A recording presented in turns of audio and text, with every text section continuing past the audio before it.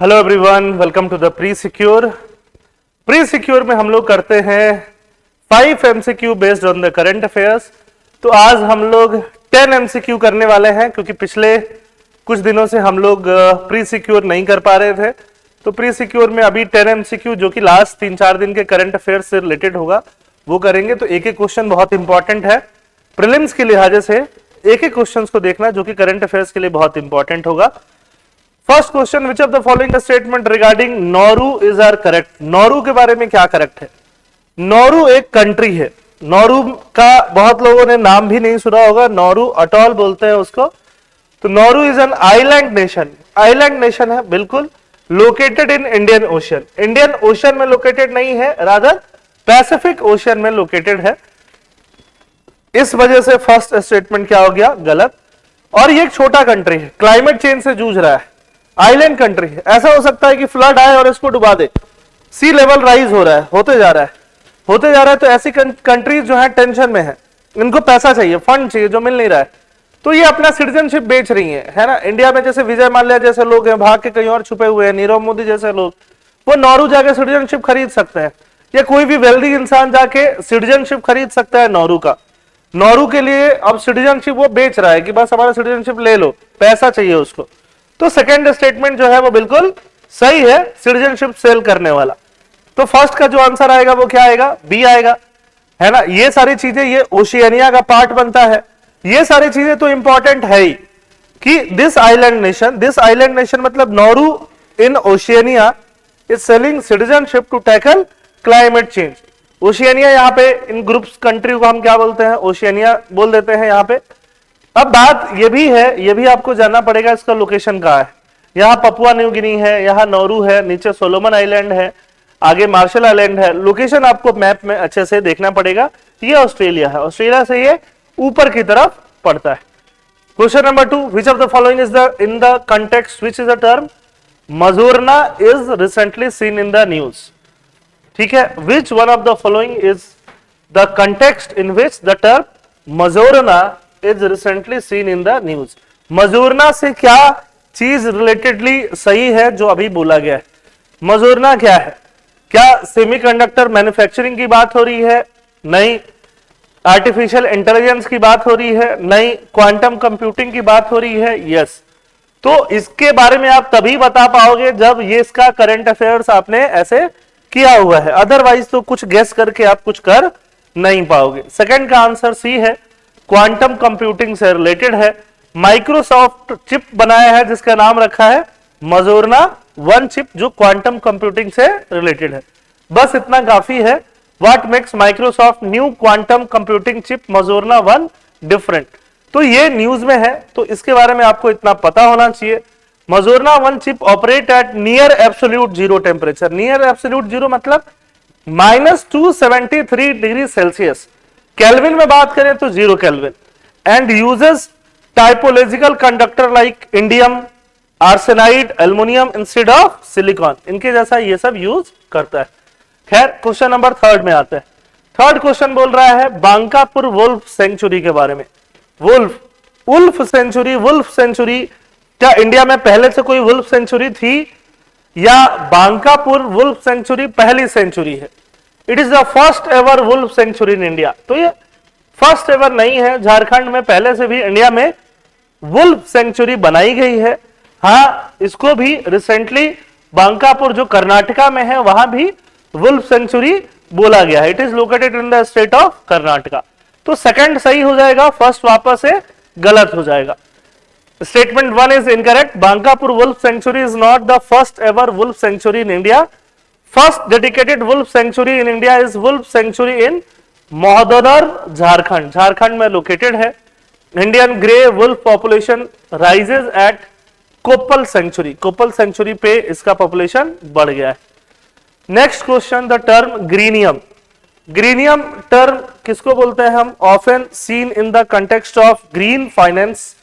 Green finance term से related एक term आता है ग्रीनियम। यूपीएससी ऐसे क्वेश्चन बहुत पूछता है। ग्रीनियम 2 वर्ड से मिलकर बना है, ग्रीन और साथ में प्रीमियम। प्रीमियम मतलब कोई चीज जितना वैल्यू का है उससे ज्यादा वैल्यू पे मिलना। उसको हम क्या बोलेंगे, प्रीमियम बोलेंगे। मतलब जैसे ग्रीन बॉन्ड, तो ग्रीन बॉन्ड जो है ना, जिससे कि इन्वेस्टर्स को, इन्वेस्ट करने वालों को अगर 8-9% बाकी बॉन्ड से फायदा होता तो ग्रीन बॉन्ड से थोड़ा कम फायदा होगा, क्योंकि जो ये बॉन्ड इशू कर रहा है, इशू करने वाला जो है वो एक प्रीमियम पे इशू कर रहा है, क्योंकि ग्रीन बॉन्ड है, मतलब इससे इन्वायरमेंटली सस्टेनेबल प्रोजेक्ट्स चलाए जाएंगे जो कि ज्यादा सस्टेनेबल है, तो इनको रिटर्न मिलने के चांसेस ज्यादा है। तो जहां रिटर्न मिलने के चांसेस ज्यादा है, इनका इंटरेस्ट क्या हो जाएगा, कम हो जाएगा। तो उसी से रिलेटेड है greenium, the premium investor pay for green bond leading to lower borrowing cost. Issuers का जो कॉस्ट होता है वो क्या हो जाता है, लो हो जाता है। तो आंसर इसमें बी आएगा, किसका, फोर्थ का। The premium investor pay for green bond leading to lower borrowing cost for issues. What are sovereign green bond, तो सॉवरेन ग्रीन बॉन्ड को अगर इशू किया जाए और उससे क्या हो, गवर्नमेंट इशू करती है और उस पर गवर्नमेंट को प्रीमियम मिलता है, तो उसको हम क्या बोलते हैं, ग्रीनियम बोलते हैं।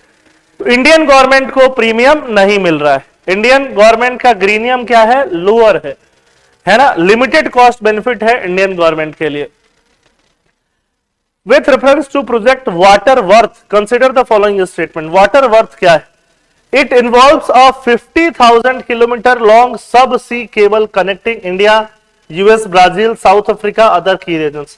अंडर सी के अंदर केबल बिछाना है ना, ठीक है, जिससे कि क्या हो सके, कम्युनिकेशन हो सके।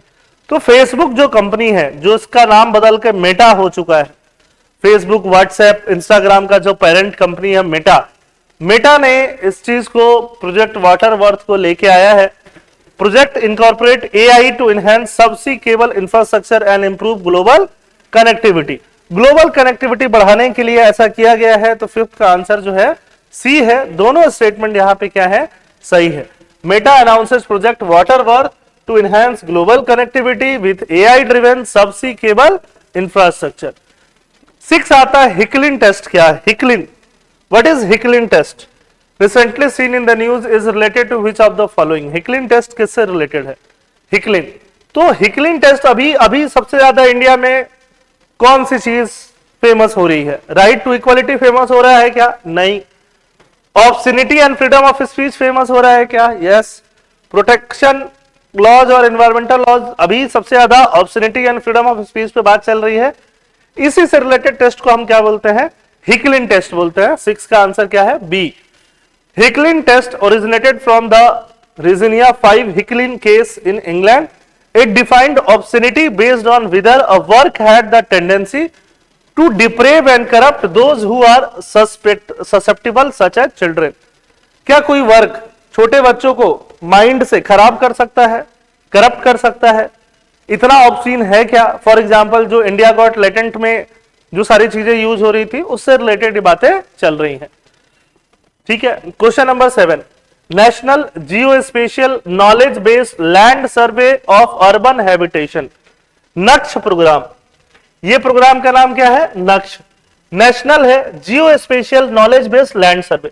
लैंड का सर्वे हो रहा है जियो स्पेशियल, जिसमें जियो स्पेशियल डेटाज का, सैटेलाइट वाले डेटाज का सारा यूज होता है अर्बन हैबिटेशन के लिए। तो Naksha program aims to create and update urban land record, सही बात है, इसी काम के लिए यूज भी हो रहा है। Reliable documentation, survey of India is the technical partner responsible for conducting aerial survey and providing ortho rectified imagery through third party vendors. तो ये भी क्या है, सही है। थर्ड क्वेश्चन क्या है, गलत है। Mahua is responsible for developing the end to end web GIS platform for the programme, third is wrong. First और सेकंड जो है वो सही है। थर्ड यहां पे जो पार्टी है महुआ नहीं है, Madhya Pradesh state electronic development corporation जो है वो इस वेब प्रोग्राम में काम कर रहा है, ministry of housing and urban affairs नहीं कर रहा है। तो we should know statement 3 is incorrect. Naksha scheme को लॉन्च किया गया। Question number 8, trust initiative between India and US के बारे में बात हो रही है। What is trust initiative, what is the primary objective of recently announced trust initiative between India and US? Trust to strengthen cooperation in critical minerals, pharmaceutical and advanced material, to focus on climate change mitigation, to enhance cultural exchange, to foster high level dialogue in sports sector. Sports sector में India US क्या ही करेंगे, cultural exchange तो जी भर के हो ही रहा है India US के बीच में, है ना। क्लाइमेट चेंज पे मिटिगेशन चल ही रहा है। पहला वाला जो है सबसे ज्यादा रेलेवेंट है, first, to strengthen cooperation in critical mineral, जो कि चाइना के पास बहुत ज्यादा है, फार्मास्यूटिकल एंड एडवांस मटेरियल। तो ये आपके लिए बहुत इंपॉर्टेंट है। Trust initiative, it is a key component of US India compact initiative, compact initiative का पार्ट है। Very important question. India US joint statement during the visit of prime minister Modi of India to US, the India-US Trust Initiative, what is it and how will it strengthen the critical mineral and pharma supply chains? Important question. 9th पे आते हैं, DDoS क्या है? Distributed Denial of Service Attack, है ना। Denial of Service, मान लो आप computer से कुछ सर्विस लेना चाहते हो और वो आप उसको सर्विस को ऑब्टेन नहीं कर पा रहे हो क्योंकि बहुत सारे बॉट जो हैं आपको डाइवर्ट किए हुए हैं, है ना, डिस्ट्रीब्यूटेड है, तो बहुत सारे बॉट आपको डाइवर्ट किए हुए हैं, आपका सर्विस डिनाई हो रहा है, उसको क्या बोलते हैं? Distributed denial of service attack. A cyber attack where multiple system overwhelm a target to disrupt its service. बिल्कुल सही है, ये सब चीजें यहां पे नहीं है ना। ए जो ऑप्शन दिया हुआ है वो एक्यूरेट है, जिसको हम डीडीओएस समझते हैं। जब आप इंटरनल सिक्योरिटी पढ़ते हो तो उसमें भी डीडीओएस के बारे में पढ़ते हो, ठीक है। ऐसा कुछ डीडीओएस होता है। What is a DDoS? Cyber attack that hit Karnataka's Kaveri 2.0 portal.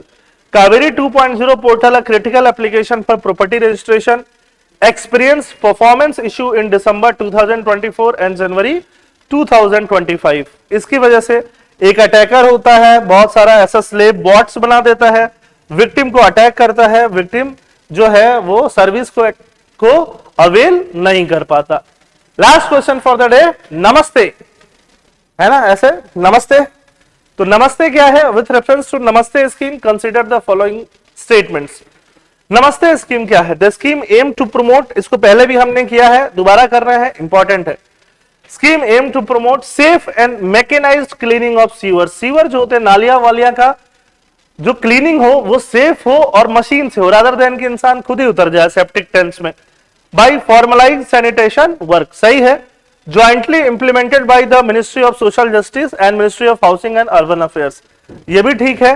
The scheme is being implemented for a period of 5 year. 5 year के लिए इंप्लीमेंट नहीं हो रहा है, ये 3 साल के लिए इंप्लीमेंट हुआ। फर्स्ट सेकंड सही मिलेगा, थर्ड आपको गलत मिलेगा। स्टेटमेंट 3 क्यों इनकरेक्ट है? Scheme is not for 5 year, rather for 3 years.